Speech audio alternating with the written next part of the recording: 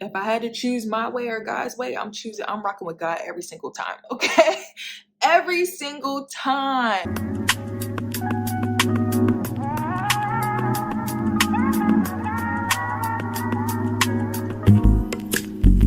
It's not that I don't want you here. It's something about the way you stare into my... Hey everyone, welcome back to my channel. Wow, y'all, it has been a minute since I've been in this setting, okay? I have been enjoying life and living my best life to the fullest, okay? So that is why I have been gone just a little bit, but in today's video, you all, we are gonna talk about imposter syndrome, okay? Because this is something that as an entrepreneur, I'm sure many entrepreneurs may struggle with. And it's something that a lot of people don't, well, I won't say a lot of people, I'll say it's something that I don't talk about. I think people have a certain perception of me, and you see what people allow you to see, but rarely do you know what's actually going on behind the scenes. And so I just wanted to do a little story time with you all and just share how I've been able to overcome imposter syndrome as an entrepreneur. So let's go ahead and get started. So first of all, to set the scene for you guys, I recently posted a video / recap of my time within the Secret Sauce retreat, okay? If you have not seen that, I'm gonna link it somewhere. This is my second time going. So I went this year and I also went last year, and I did a recap last year as well. So if you missed both of those, go back and watch after you finish watching this video, just to see what my experience was like. So Secret Sauce Retreat is a retreat hosted by Monique Rodriguez, who is the founder and CEO of Myo Organics, okay? I believe this was the third time, if I'm not mistaken, that they had this, and the retreat is for Black women entrepreneurs. It's supposed to be like, number one, a way for entrepreneurs just to kind of get away and have a luxury experience while getting poured into the entire week, and getting some business principles that they can then take back and implement. And also, it's a really great way to network with like-minded people. So this is my first time traveling solo. So I'm like, if I'm going to travel alone, I'd rather go to a destination where there will be other people who look like me, who are interested in having a good time. My itinerary was set, everything. And what I will say about the retreat, you guys, is that the attention to detail, the level of communication, and organization is superb, okay? So I know there's a lot of retreats out there. Experiences are different. This is excellent through and through. Detail oriented. Like, I felt safe the entire time. I didn't feel like me going to another country by myself. I was just left out in the dust. Like, they really take good care of you, period. So last year, just to set up, the reason why I ended up going to this retreat, you guys, is because 2020 was a tough year for me. And 2020 to 2021, I was just feeling stuck within my business. I had paused my business 2020, and it seemed like it took a minute to get back on my feet, to figure out, do I even want to sew anymore? Do I want to design anymore? I don't know. Like, I was kind of just going through this phase of like trying to find myself again, find my why, find my purpose, right? And so when I came across the retreat, I'm like, maybe this is what I need, a reset, right? Or a refresh. Like, let me go get inspired by being on vacation. I haven't been on vacation in a long time, and then maybe that will spur something. So the level of entrepreneurship that I'm at going into the retreat, I was at ground zero because I had stopped everything, and I was essentially starting over, okay? Sometimes, people within entrepreneurship, you have that season of starting over. You've tried something, it didn't quite work out the way that you thought it would, and so you have to pivot and try again. And let me tell you, like, there's nothing wrong with that. It's just the process of pivoting and figuring out, okay, well, what do I do now? Like, starting from scratch. could be a little bit difficult. Like, what direction should I go in, right? Like, that could be a little bit hard. So going into the retreat, that's where I was. And I just wanted to point that out, right? I'm starting at scratch, starting from ground zero. When I got to the retreat, I was not prepared for what I actually experienced. This is last year. Last year, I was not prepared for what I experienced.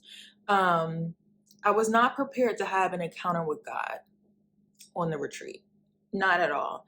And I was not prepared for the caliber of women that I would be around, right? I remember one day I went to lunch with a young lady, and just casually, just her, casually, she was like, yeah, I remember when my husband and I made our first million. And I'm like, what? I'm sorry, huh? Like, I'm just eating lunch with a millionaire right now?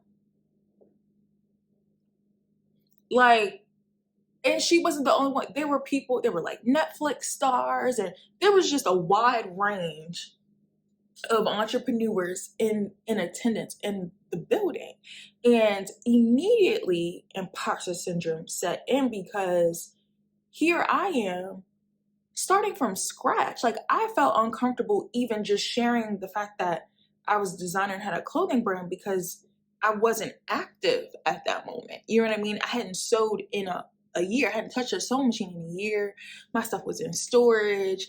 I wasn't taking clients, right? So in a sense, I felt like I had nothing to offer to the individuals that were there, right? And so here I am sitting next to, this caliber of women, feeling like, how did I get here? And so immediately I kind of retreated into my shell a little bit. I am an introvert, but one thing about me, like, when it comes to like business and networking, like, I went to business school. Like, I have no problem talking to people and showing up when it's time to show up. But this situation was different because I didn't really felt like I had anything to talk about. You know what I mean? Because of where I was in my journey of entrepreneurship. And so I left it while the retreat was amazing. I had an amazing experience. I felt like I wasn't able to take advantage of it the way that I wanted to, because I just didn't feel like I didn't feel like I belonged there. Like, I didn't feel like I was supposed to be. I don't know. It was just, it just, I don't know. Imposter syndrome, right? So I left the retreat feeling a little defeated. And I remember when I got home from the retreat, I'm like, trying to hype myself up, like, Britt, like, we're going to redeem ourselves, because this wasn't you. Like, I barely talked to people. Like, I did talk to people, but I didn't like move and get to know the room. It was probably like, maybe 75 to 100 women there. I didn't even like talk to half the people. Like, I just felt so, I don't know, I felt a little defeated. That kind of makes me sad to like share this and, think about it. But when I left the retreat, I was like, you know what? I am going to redeem myself, and I'm coming back. I was like, I'm coming back next year. Hopefully they have it. And whatever I got to do to get my confidence up, whatever decisions we got to make with the business, so I feel like I have something to share, whatever that meant, whatever I had to do to feel like I belong there and I was like supposed to be there, that's what I needed to redeem myself, right? So you guys, not even a month later, 3 weeks to be exact, I'm minding my business, going about my day, and I get a message on LinkedIn from a representative or employee of the company that hosted the retreat. And this person, by the way, has no idea that I went to the retreat. See, one has nothing to do with the other, right? But the timing of all of this is crazy, okay? Reaches out to me on LinkedIn, says they were impressed with my background, right? And for those who don't know, I work in the digital space. So yes, while pursuing entrepreneurship, I do have a day job because, like I said, I had to shut my business down. So your girl needs money, girl needs to live. Okay. So I have worked in the digital space, the e-commerce space within the beauty industry and specifically luxury beauty for the past 6 or 7 years. Okay. So reaches out to me on LinkedIn, says she's impressed with my background. There were some open roles at the company and she wanted a chance to just discuss them to see if we could be a good fit. So, of course, I'm like looking at this, right? I'm like, there's no way. There's no way. Because at this time, I wasn't looking for another job, right? Like, I went to the retreat, not, and again, one has nothing to do with the other, but me going to the retreat was really to try to get my business up and running or get some sort of inspiration, not for like a job opportunity, right? So was not looking for a job. So this caught me completely off guard, knowing knowing how I just felt a couple weeks ago at an event that was hosted by this company, right? I get on the phone, we have a phone call, and she's like, yeah, like, actually you have a former coworker that just started at the company. And so I went on LinkedIn just to kind of check her out, see what she was about. And you guys know how, LinkedIn, if you're on somebody's page, it'll show like recommended people based on the person that you're looking at. So she was like, yeah, you were one of the people that popped up that was recommended to me. And I, saw the title or whatever. So I clicked on your profile and I just started looking at your background and it blew me away. So first of all, I just want to put a pin in this to say, if y'all don't have your LinkedIn updated with whatever you feel like is your expertise, this is your sign to go update your LinkedIn right now. Go fix that bad boy up, please, expeditiously. Okay. Even if it is for whatever your business is or whatever you feel like your expertise is, whatever feel like services you can offer, there are people out there waiting to pay, wanting to give you money for your expertise, for your skill set, for your talents. Go fix your LinkedIn page, please. Please. And then the other thing is, I think she probably went back to the former coworker, since we know each other, worked at the same place, and sounded like my name was being thrown around. They were talking about me before she actually reached out. You guys, like, I always pride myself, no matter where I work, no matter how I interact with people, I always make sure to leave the best lasting impression possible. I think one thing about all my former coworkers that they can say about me is that I'm very pleasant to work with. I get things done fast, okay? Like, I'm a gem. I just listen, their words, not mine, okay? So I think people really enjoy working with me, and that will carry you. I know sometimes, and I just want to be clear, I've come from toxic work environments. Listen, my start in my career professionally, like, I was in the mud. I was in the mud, okay? And so, but throughout all that time, I still had grace. I still presented myself regardless of how frustrated I was. So, it's very important not to burn bridges, because when you get into some industries, especially the beauty industry, specifically the Black beauty industry, is really small. It is really small. And if you turn one person off, I don't know, sis. I don't know. If you turn one person off, you might have a hard time trying to find opportunities. So don't burn bridges, y'all. That's all I got to say on that. I'm having conversations with the team. When I tell you, this process took all of 2 weeks before I had an offer. The fastest, swiftest interview experience. And I didn't even think it was, I thought we were just having a conversation. I mean, I guess, it's an interview. 2 weeks. And they gave me an offer that I could not refuse. Could not refuse. And within, what is this? Like 2 months, I guess. 2 months go by. I leave this retreat feeling defeated. 2 months go by. I am offered a job from the company that hosted the retreat.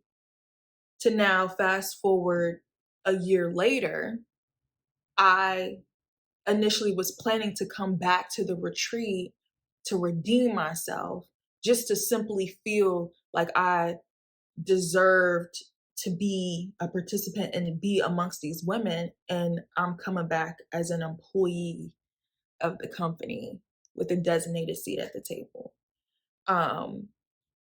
When I tell you God is good, like, it's so true when they say your name is being mentioned in rooms that you haven't even walked in. Okay? Things are happening behind the scenes that you don't even know about. And so, this is a message to somebody out there who is feeling like they're not good enough, feeling like they don't have the resources that they need, feeling like, it's not perfect, it's not going well. Let me tell you, give yourself some grace, because what you can't do, God can definitely do. And God can do it better than you can do it. Okay? So we are all so special. And one thing about being called by God or being marked by God, if you have not watched a sermon by Pastor Michael Todd, okay, it's called Marked. And this was a sermon that was preached at Elevation Church. He was a guest pastor at Elevation Church. And to this day, it is one of my favorite sermons of all time, okay? In the sermon, he talks about David, the story of David, and how David got his start, right? He was the least favored, or the least likely of his brothers. While his brothers were out doing big things, fighting the war, doing all that stuff, he was at home. He was in the pastures, tending to the sheep, out in the wilderness, vibing alone, right? He was vibing alone by himself.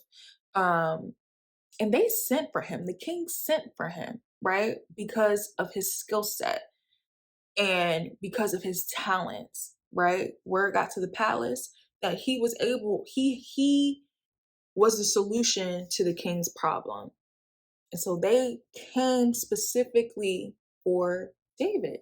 And you know how the rest of the story goes. David ends up becoming king. So I just want to encourage someone that entrepreneurship isn't easy. And again, one has nothing to do with the other, but like, I think the best thing that you can do is continue to put yourself out there and continue to have a positive outlook, right? Like, even if you don't have it all together, even if you have no idea what you're doing, you guys, probably like 80% of the time, I have no idea what I'm doing. I just take it one day at a time. A lot of the plans that I create for my life right now at 28 looks nothing. And I was that person. I was that person in high school that planned out my life. I sure did. 25, I was going to do this. 26, I was going to be here. 28, 30, I was going to be here. There's still hope for 30. But my life does not look like the way that I planned it. And I'm okay with that, because I have a beautiful life. And I love where I am, and I feel like I am right where I need to be. And you are also right where you need to be. You are. You are. What I want to say about this retreat experience is that this is the third time that God has put me in a situation where He was present. I felt His presence. And then to see other women of God, multimillionaires, doing their thing, successful in their own right, the fruit just overflowing with abundance, and me being connected. I like to think that it's foreshadowing. And I am so blessed to be on this journey. I'm excited to see where God is going to continue to take me and elevate me. Let me tell you, being a part of this company, you guys, I'm going on, it's about a year. The amount of opportunities that I've had, the way that like I've just been elevated. God knows what He was doing. God knows what He's doing. He knows what he's doing. Even if I didn't understand it, didn't see it, my steps are ordered. If I had to choose my way or God's way, I'm rocking with God every single time, okay? Every single time. Every single time. He has not let me down yet. So that's it on my story, my testimony for imposter syndrome. Hopefully that inspires somebody out there. You are right where you need to be, okay? So thank you guys for listening. Thank you guys for watching. We have more videos coming out soon. If you have any questions about anything regarding anything, entrepreneurship, a job, whatever, let me know in the comments, and I'm able to answer your question. I'm sorry, y'all. I'm just like loving my background. My this is just a really cute aesthetic. So I'm so happy. Okay, so yeah, I will see you all in my next video. Bye.